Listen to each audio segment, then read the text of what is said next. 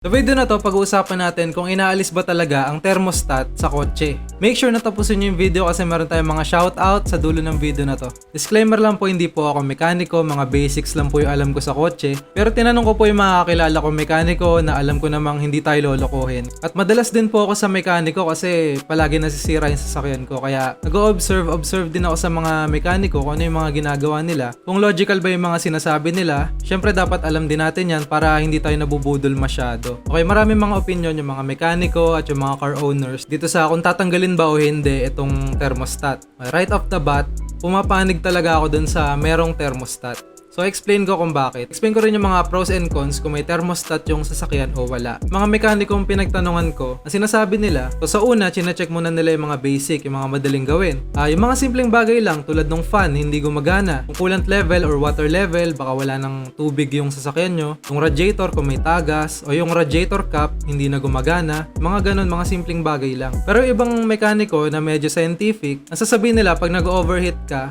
rektahan na, sasabihin nila bakit may thermostat ka. Obserbahan mo, pag tinanggal mo yung thermostat, hindi ka na mag-overheat kahit kailan. Yun naman yung sinasabi ng ibang mekaniko. So ano ba talaga, tatanggalin ba o hindi tatanggalin? So yung mga nagtatanggal ng thermostat, ang katwiran naman nila, mainit naman daw dito sa Pilipinas, bakit pa kailangan mag-thermostat? Yung thermostat lang daw ay pang malalamig na lugar, dun sa mga may snow, dun sa nag-iiba-iba yung season. Dun lang daw ginagamit yun. Tropical island naman tayo dito sa Pilipinas. Kagaya ng ibang kalapit bansa natin, yung mga Thailand, yung mga Taiwan, mga tropical country, hindi masyado nag-i-snow dito. So sabi nila, tanggalin na yung thermostat dahil hindi naman daw kailangan yon. At lagi naman daw bukas yung thermostat kasi mainit. So yun yung dahilan nila. Pag walang thermostat, hindi ka mag-overheat, laging malamig yung makina mo. Base sa mga napagtanungan ko at sa sarili ko obserbasyon, nasabi ko agad na disagree ako doon dahil di ako naniniwala na kailangan tanggalin yung thermostat para hindi mag-overheat o gumana ng maayos yung sasakyan. I-explain ko yan kung bakit. Ang engine daw, ang isang engine ay isang sistema na ginawa ng mga manufacturer. Hindi ilalagay ng mga manufacturer ng halimbawa Toyota, Honda, kung ano man, yung thermostat para maging design lang doon. Meron siyang purpose talaga sa makina. Kaya in-engineer yun na merong thermostat. At isa pa, kung sinasabi nila na tropical country tayo, dapat yung siniship nila mga sasakyan dito sa Pilipinas at sa mga kalapit bansa natin, dapat wala ng mga thermostat kasi tropical country tayo lagi mainit dito Eh di ba dapat ganun yung sistemang ginawa nila? So in conclusion, dapat talaga may thermostat ang sasakyan at hindi yan tinatanggal. Ito yung naiintindihan ko sa thermostat. Explain ko to ng maiintindihan ng car guy, maiintindihan din ng mga hindi mga techie pagdating sa kotse. Ang mga makina meron siyang normal operating temperature. Para mag-function siya ng maayos, umandar ng maayos yung makina. May temperature. So ang temperature nyon kadalasan ay 80 degrees Celsius hanggang 90 degrees Celsius. So doon lang naglalaro dapat yung temperature. Mas mataas doon, overheat. So mababa doon o mas malamig, magiging kakaiba yung sunog ng makina mo sa gasolina. Magiging malakas sa gasolina yung kotse mo, maaari daw masira yung mga piston,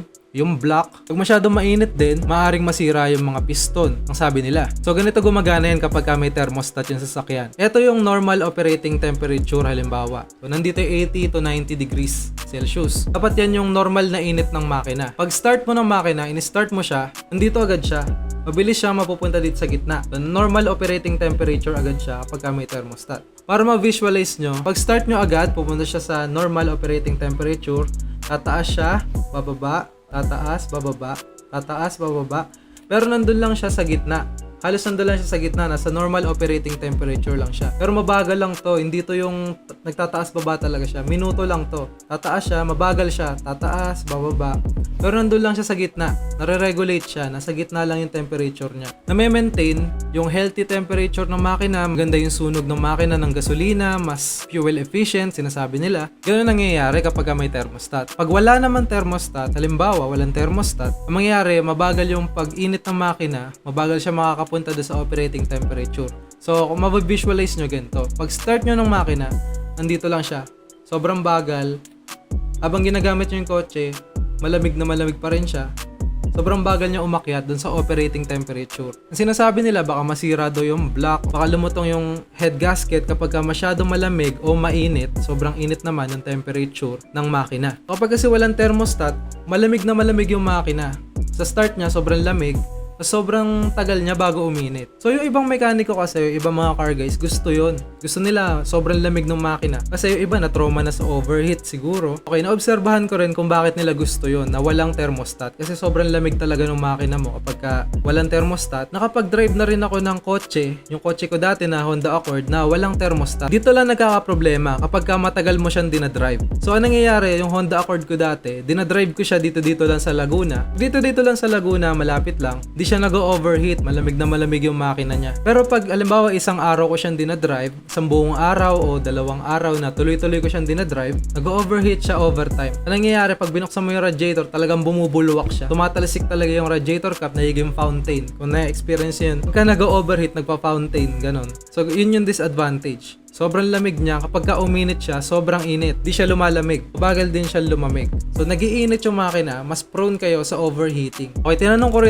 ko rin kung nasisira ba yung thermostat. Ang sabi nila sa akin, nasisira naman daw yung thermostat. So, kapag ka nasira yung thermostat, sobrang bilis mo talaga mag-overheat kasi hindi umiikot yung tubig eh. Pero sobrang tagal o sobrang bihira na masira yung thermostat. Kadalasan yung ibang parts muna yung nasisira bago yung thermostat. Kadalasan radiator or yung fan. Isa pang chismis, hindi ko rin alam kung totoo. Pero pwedeng mag-explain siguro yung mga mekaniko sa comment section. Hindi ko alam ha. Ang sabi nila kasi, kaya nila pinipinpoint agad yung thermostat kasi mas malaki yung sinisingil nila dun sa thermostat sa pagbabaklas at kabit ng thermostat kaysa dun sa mga fan o radiator lang yung nasira. Hindi ko alam kung totoo yun, pero malaking budol yun kung totoo kasi thermostat, malapit sa makina, mas malaki yung singil. Hindi ko alam kung may na-experience na kayong ganun. Pero gusto ko marinig yung opinion nyo sa comment section. Share this video at mag-comment kayo kung ano yung opinion nyo, tinatanggal ba o hindi ang thermostat, ano yung suggestion nyo dito at ano yung opinion nyo dito. So dahil tapos na yan, shoutout tayo. Sa last video, sobrang dami nagpapa-shoutout, di ko alam kung bakit.